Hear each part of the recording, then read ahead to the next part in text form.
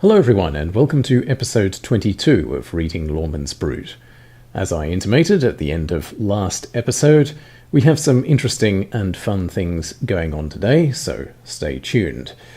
Last time, we followed the reign of King Ebrauk and the brief reign of his son Brutus Greenshield, and we pick up now at line 1385, just after the death of Brutus Greenshield, or Brutus Vert Eskut, as Layamon calls him. So let's begin. En a sonne he hefde, I had een Lyle. He held this kinneland after him, full of 25 year after his father died. He maakte an heich burg, fire and hende. To Imonian Lyle then a king, and Carlisle her klepede. In alle van north end nesnan burg swahende. Lyle the king held well this land, and lauen he havde stronger. Ach toward his liefes ende, him ilomp well lutere, that alle his riche erles and alle his heich pernes makeden muchel unfried, and for dan kinge her nulden holden grieth, nevden her of her king, boten her skarninge. And ever alt wielde man, hefde al his will to don. He, Brutus Greenshield, had a son called Lyle. He, this son Lyle, held this kingdom after him, Brutus Greenshield, for full 25 years after his father's days. He, this King Lyle, made a great city, fair and good, to be a memorial, so to make a memorial for Lyle the king, and he called it Carlisle, which is Carlisle. In all the north part of Britain, there was not a city so good. Lyle the king held this land well, and he had strong laws, but towards his life's end, it befell very evilly to him. So a great evil came about for him, an evil to the effect that all his rich or powerful nobles and all his high or great warriors made a great untruce. They made a great strife and trouble. They broke the peace. And they would not hold the peace for the king. They had not of their king, so they had nothing for the king but their scorn. And each wild or violent man, unrestrained man, had all his will to do, so he could do whatever he liked. There was anarchy and chaos. Tha I werth the king sick, thur hevigre surwa, and sooner thereafter come the day that the king dead lie. This king hefde en a sonne. There was sweete god man. He was sweete god kniet. Hudibras he hadden. The kniet nom des rietje, and then a kinedom eke. And 39 winter he held this lerden, after leven his father, the Lyle was he hadden. He sette this land, he sachtnes of rochte, he sette stronge lauen, he sette sturne van dusiem. He lovede the lerden, the his lauen helden. Then the king became sick, because of heavier or great sorrow. And soon thereafter came the day that the king lay dead. This king had a son who was a very good man. He was a very good knight. He was called Hudibras. The knight took this kingdom, so he ascended to the throne, and the kingdom as well. These words, I suppose we could say the kingdom and the realm, or something to that effect if we wanted to use different words here.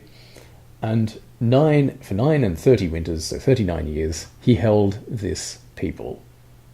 So this is 39 years after his father left or died. His father, who was called Lyle. He set this land, so he put it all in order, and he made peace. He set strong laws. he was stern or severe with the foolish people. He loved the people who held his laws. Ever altne godne man, he addeled mit gode. He hechte halden grieth and frieth, op a lam and op a lief. He maakte an a riche burg, and hecht her Winchester. Swulchwerk him thuch de suithe muri, and serthen he maaked Canterbury, and Chestersbury Castle, on Walladunas dune. Ne cum never serthen, none swa silke thing, that an muchel ern spake, althon Castler there he said. That Hudibras the king himself hiti herde, and alle his knichtes they meet him weren. He provided every good man with goods, with supplies. He commanded he commanded peace and truce to be held upon, and we would supply something here like upon pain of limb and life. And he made a great city and called it Winchester. Such work, so the work of building the city, seemed very joyful to him. And afterwards, because he was so happy about the first city, he made Canterbury and Chestersbury Castle on the hill of Walladun. Now, Chestersbury, this, according to Baron and Weinberg, is Shaftesbury. There never came afterwards any such wondrous thing or marvellous thing. So what we're about to hear is the greatest marvel of all things, since that a great eagle spoke in the castle where he sat, so that Rehudibras the king heard it himself, and all his knights who were with him. They all heard this great eagle speak. Des vogel tak ne de fire seethes, kinges. Rehudibras was soon dead. Waar was his tochthen? His sonne hecht bloodwood. He was a sweethe busy man. He was strong and sweethe muchel, riche he was and machty. He couther than uvele kraft, that he with den worse spake, and all that ever he wilde the worse him talde. This ilke king bloodwood bathen I vrochte, doch sweethe muchele ginne, mit anestan kunne. Al swa great swa abem, de he lede in anne welle stream. The ilke maketh that water hot, and then folk halwinde. This bird signified the doomed turn of events, so the death of the king. Rehudibras was soon dead.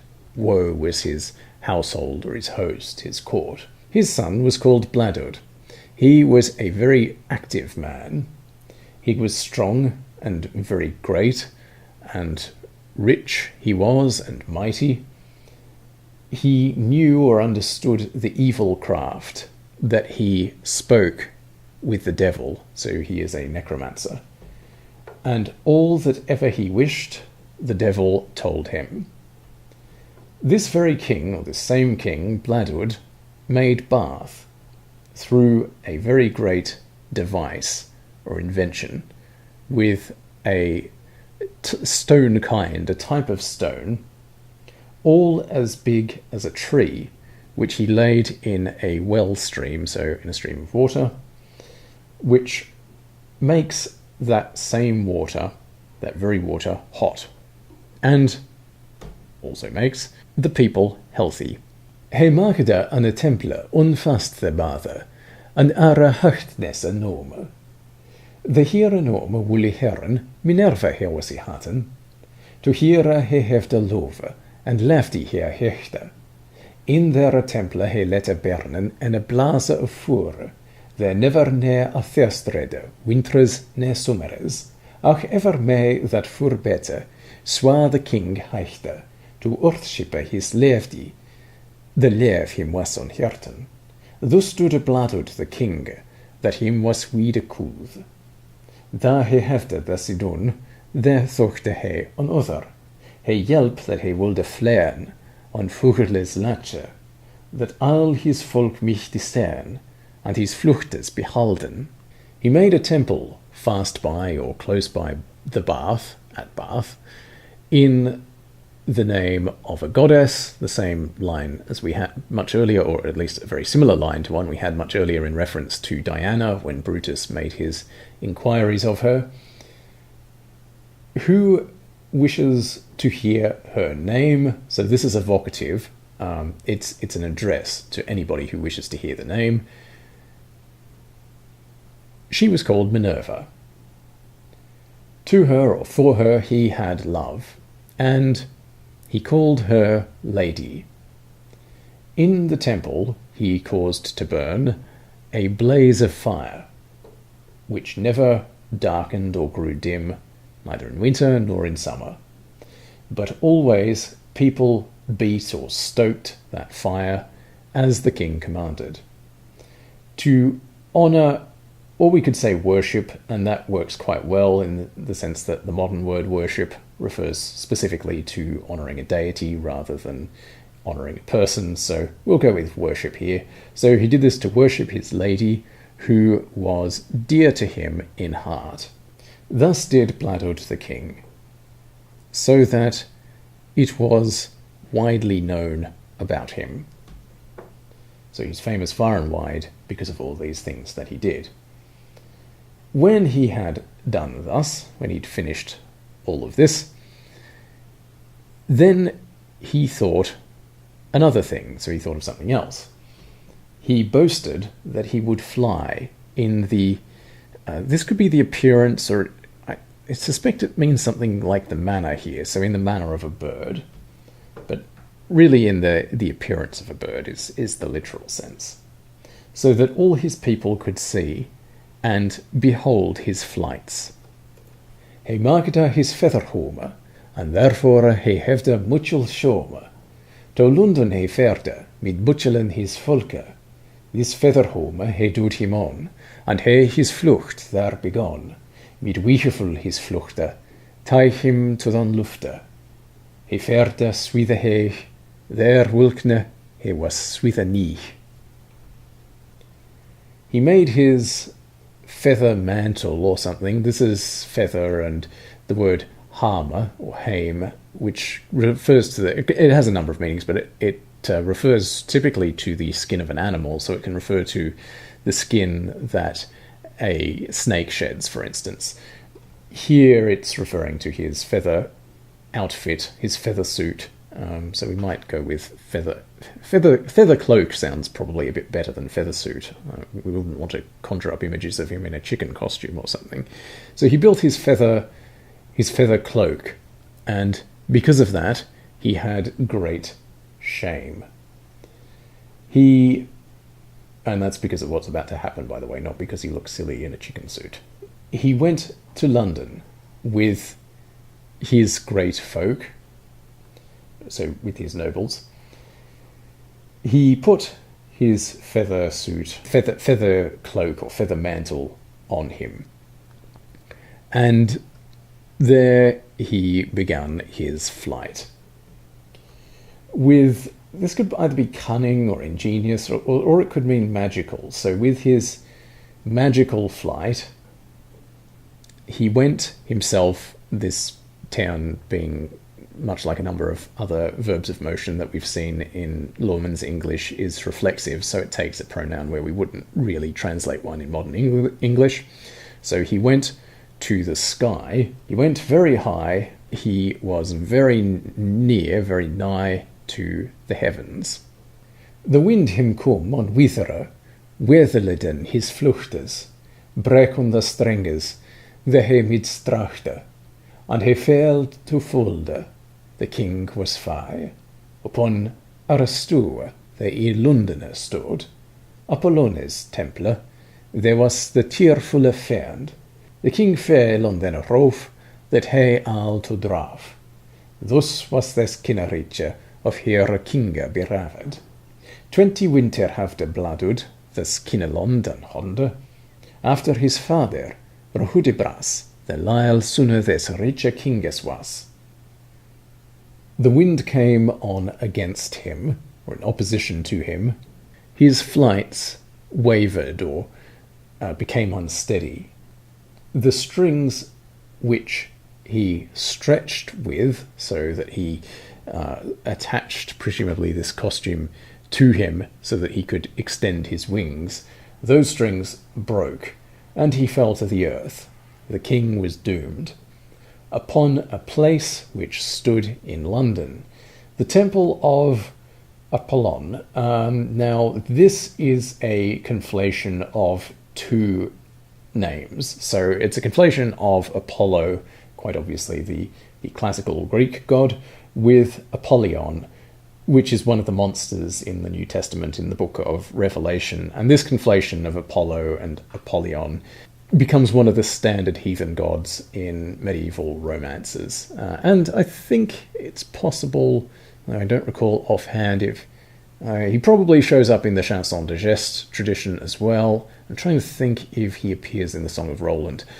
I don't remember offhand, so I do apologize for that. So Apollo, who was the magnificent or the great devil, the king fell on the roof, so that he all, this is a bit gory, he all split apart, he all came apart, so he's been impaled on the spire of the temple and he's just gone everywhere. Thus was this kingdom bereft of their king. Bladud had this kingdom in hand for 20 winters, after his father Rehudibras, who was the son of Lyle, the rich or the great king. And we shall end here today. Next week we will be turning something of a corner, and next week, or well, next time I release a video, we will be meeting a character who will become the protagonist of the text for several episodes. This is a very famous character. He's somebody who is now widely celebrated, not so much because of his appearance in Layamon or the chronicle tradition, but because of his appearance in a text written some 400 years or so after Layamon was writing. And if you have not guessed who that is, well, you'll have to come back next time. So thank you very much for listening. If you have any comments, questions, or corrections, please don't hesitate to get in touch, and you can do that either by way of the YouTube comment section below or on the Facebook page that I've made for this video. Thank you to everybody who has got in touch and who has written something. I really do appreciate that. These videos do take quite a bit of time and quite a bit of effort to produce, so hearing that people are watching them and getting something out of them really does help provide motivation to persist with the project, because, well, the text runs for 16,000 lines, so it is an enormous project. So thank you for writing in, and please continue to do so. All the best, and I'll see you next time.